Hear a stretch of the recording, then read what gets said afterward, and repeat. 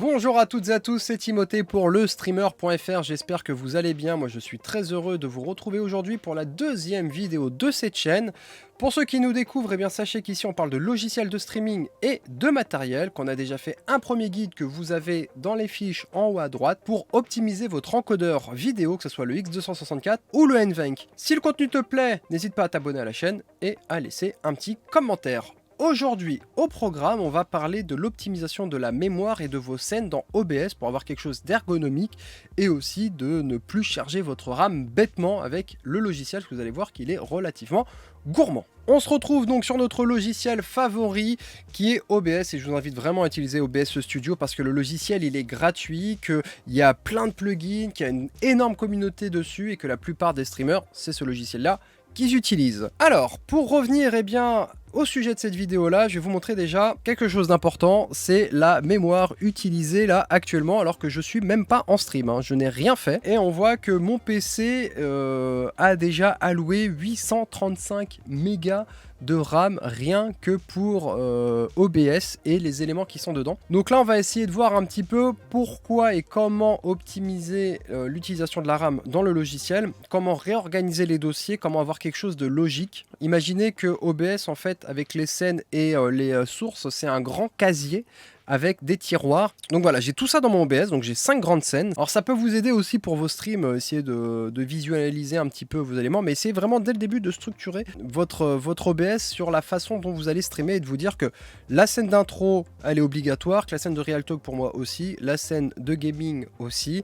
Le BRB, bon, on peut s'en passer, mais c'est toujours bien d'en avoir un. On sait jamais, un petit problème technique ou quelque chose, un coup de téléphone. On est en pause, ça rassure les viewers. Plutôt que de mettre une scène de fin alors que le stream n'est pas fini, les gens vont partir. Alors que là, si tu dis que tu reviens, c'est quand même plus pratique. Et une scène de fin pour clôturer le stream. Voilà, donc on a vu un petit peu les éléments, comment découper son stream. Maintenant, on va tout de suite aller dans mes sources. Là, donc j'ai fait ajouter source média et j'ai ajouté une vidéo. Donc ma vidéo, elle est là. Donc on voit que, bon là on est à plus de 840 mégas, on va voir après à la fin avec les petites optimisations à combien on sera. On voit que j'ai utilisé une vidéo, que ma vidéo ici elle fait déjà 20 mégaoctets d'utilisation. Donc si tu imagines, si tu as plusieurs vidéos mis bout à bout, ça peut rapidement prendre de la place et c'est de la place en moins pour jouer en fait, parce que si tu joues et que tu streams avec un seul PC, c'est de la RAM en moins pour ton jeu et Dieu sait que les jeux sont de plus en plus gourmands sur la RAM, donc il va falloir trouver des solutions. Alors la première solution que je vous propose moi, c'est de réduire déjà la taille et la qualité de vos vidéos. Alors je vous dis pas de mettre des vidéos de très mauvaise qualité, mais peut-être de pas mettre des vidéos à 10 mégabits par seconde, ce serait un peu stupide. Ou essayer de faire des boucles vidéo. Alors moi j'en ai fait une de 28 secondes, mais je pourrais l'optimiser en mettant une boucle de 8 secondes, genre voilà le stream commence, 3 petits points, mais voilà des petits éléments pour dire que le stream débute. Mais voilà, 28 secondes, j'aurais pu diviser par 3 et j'aurais peut-être divisé le poids de cet élément là par 3. On était tac tac tac, ok.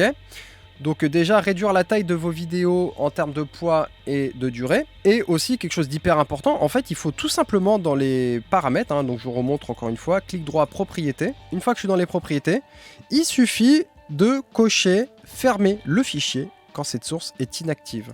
Alors qu'est-ce que ça veut dire fermer le fichier quand cette source est inactive?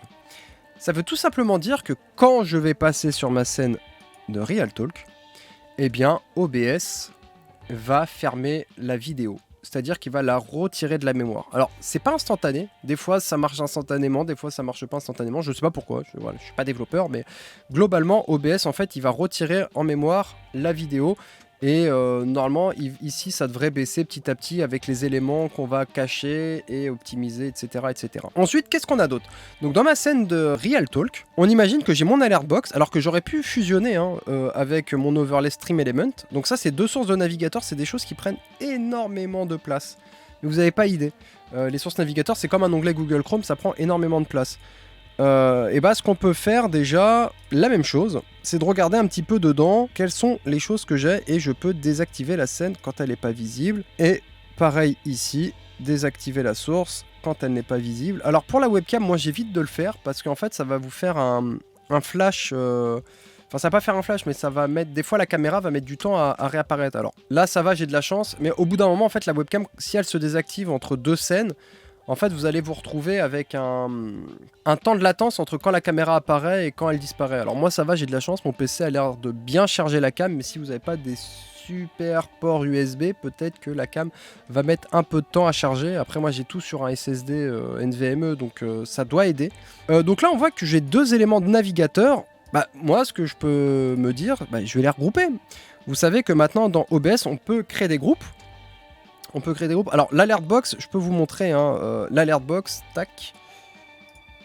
Rapidement, pour vous montrer que c'est bien une alert box. Donc, vous voyez, là, j'ai ma notif de subgift.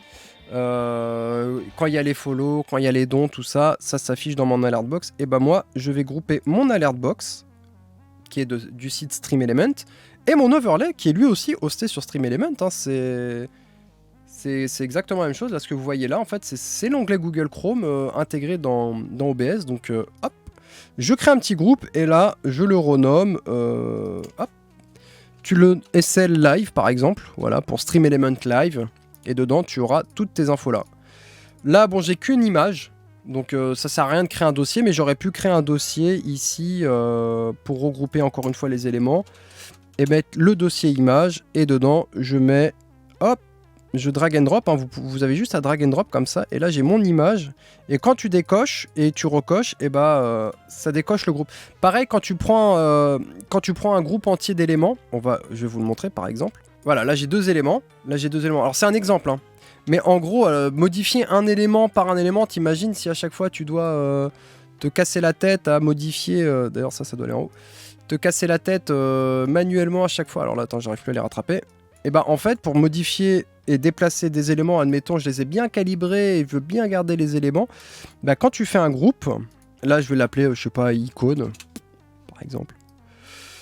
Je prends icône et que je déplace icône, ça déplace les deux. Si je veux en déplacer un, je rentre dedans, j'en déplace un. Et vous voyez que ça vous met une bande bleue, ça vous met une bande bleue, là, un carré bleu plutôt, pour vous dire que vos éléments sont dans un groupe. Donc voilà, donc ça c'est un petit exemple et c'est vachement pratique quand vous utilisez autre chose que Streamlabs Element, notamment pour votre overlay de sub de don. Une fois que tout est placé, et bah tu attrapes le truc et tu peux le déplacer, tu peux déplacer tout un groupe en entier. Et ça c'est vraiment pas mal. Donc l'option de groupe, clic droit, option de groupe. Après, il y a d'autres éléments, je vais vous montrer, qu'on peut modifier aisément aussi et de dupliquer, mais pour l'instant, on n'y est pas encore. Donc voilà, là, on en est à où niveau mémoire? On a gagné un petit peu, regardez. Vous voyez que j'ai demandé à OBS de décharger des éléments, et bien là, il me gratifie, j'ai gagné presque 100 mégas. Enfin, on a gagné 100 mégas, donc c'est pas négligeable. Là, maintenant, on va aller dans ma scène de gaming. Parce que ma scène gaming, eh bien j'ai ma carte d'acquisition. Terrible, terrible, terrible. Donc là, je me retrouve encore une fois, bah, je vais regrouper mes éléments. Hein, Alors j'aurais pu cloner aussi, hein, mais... Hop, voilà, SL Live, et ça me les met dedans. Vous avez vu ce que j'ai fait ou pas? Alors vous pouvez faire CTRL-Z, hein. CTRL-Z fonctionne sur OBS. Clic droit, ajouter, groupe, et en fait, il me propose déjà les groupes qui existent déjà. Bah moi, mon alert box et mon overlay de Stream Element, bah c'est la même chose, donc hop, SL Live pour Stream Element Live, et hop là. Et là du coup, bah j'ai pas besoin de remettre des doublons. Et là du coup, bah avec un groupe, ici un groupe là, bah j'ai 2 fois la même chose. Et là déjà, bah après on optimise un petit peu les éléments. Ce qu'on peut faire aussi pour optimiser les éléments, tu peux faire avec OBS pour t'y retrouver, c'est de définir des couleurs. Donc là, rouge, c'est mes overlays, ma webcam, je vais la définir en bleu. Comme c'est la même webcam qui est là, hop, je vais la définir de couleur bleue également. J'ai 2 fois la même cam. Et là, j'ai mon Avermedia. Donc, par exemple, l'Avermedia, c'est aussi une carte de capture. Donc, je peux la mettre en bleu également. Donc là, je sais que là, j'ai mes éléments graphiques. Et que là, j'ai mes sources de capture vidéo. Donc, toutes mes captures vidéo seront en bleu. Et tous mes éléments graphiques seront dans SL Live. Non, tous mes éléments de Streamlabs Element seront dans le rouge. Et tous mes éléments graphiques, par exemple, et bah, toutes mes images, je peux lui dire que le groupe c'est le vert, par exemple. Etc, etc. Donc là, on a vu que ma console est déjà affichée. Mais en fait, quand je suis dans ma scène de Real Talk, j'ai pas besoin d'avoir ça d'affiché. Donc tu fais clic droit à propriété, encore une fois. Et tu lui demandes de ne plus afficher cet élément-là quand il n'est pas utilisé. Et comme ça, encore une fois, tu vas gagner de la RAM. Regardez, on est descendu à 545 mégas. Enfin, on était à 800 tout à l'heure. Et en fait, petit à petit, il faut savoir que OBS... alors voilà, là vous avez vu que la carte de capture, vu que je lui ai demandé de se désafficher, on a vu que ça a fait une sorte de saut d'image un peu bizarre, parce que bah en fait, il la décharge de la RAM et des fois ça peut vous faire ça. Donc ce qu'il faut faire quand ça arrive, et bah, il faut essayer de mettre une transition. Alors quand tu vas mettre une transition Stinger, ça va te prendre des ressources. Mais peut-être, je sais pas, un balayage... Non, ouais, voilà, on le voit. Donc il faudrait que le balayage dure plus longtemps. Donc là, tu choisis la durée. Peut-être que si je double, pour lui laisser le temps, donc il faut essayer de chercher quelque chose qui vous permet de masquer un petit peu. Voilà. Là, on arrive à... Voilà, bon, ça lui laisse un petit peu le temps.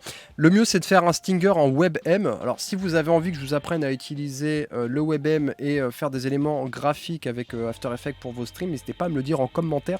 Voilà, je pourrais vous aider, vous faire des guides dessus sans problème. Donc globalement, je vous ai montré qu'on peut optimiser, bon c'est vrai que là c'est un peu lent le balayage, mais voilà, vous pouvez aussi demander, on verra avec un plugin qui vous permet de faire des transitions personnalisées entre deux scènes l'une à l'autre et de celle-ci à celle-ci, pour les hiérarchiser. Alors c'est pas le sujet de cette vidéo là, mais dans une prochaine vidéo je vous parlerai d'un plugin qui est vraiment pas mal pour ça. On a vachement gagné, en mémoire, hein. On a gagné 300 mégas et on pourrait aller de plus en plus loin, hein. C'est-à-dire que même les scènes là, combien elle pèse celle-là, le Be Right Back? Bon, celle-ci a fait 3 mégas, vous voyez, bon, elle est plutôt pas mal. Celle-ci, 1 méga 50. Bon, on pourrait travailler sur des éléments graphiques un peu plus réduits en termes de volume. Mais là, c'est déjà pas mal, on a gagné quand même en RAM. Je vous ai montré un petit peu comment hiérarchiser les éléments, comment mettre des couleurs, comment y voir un peu plus clair, sachant que tu peux imbriquer des scènes dans des scènes aussi. Par exemple, là, je peux faire la scène 2, bah, je peux lui demander d'ajouter, par exemple... la scène de gaming, voilà, ça c'est ma scène de gaming, et